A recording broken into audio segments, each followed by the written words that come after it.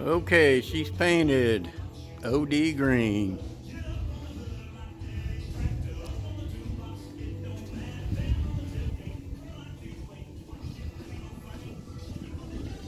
Oh, army green.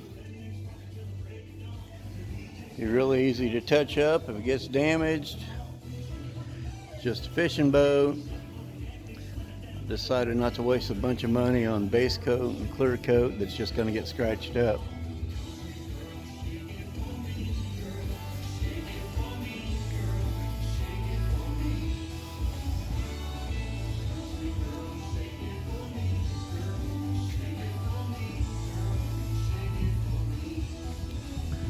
I'll paint this later on. I ain't decided what color I want to paint that. Maybe like a tan. Maybe this tan. I'm going to do this whole inside with bed liner and have it like a tan color. Floor too. Now I got to finish the floor. Fix the motor today, which I already sent you that video, so you've seen that.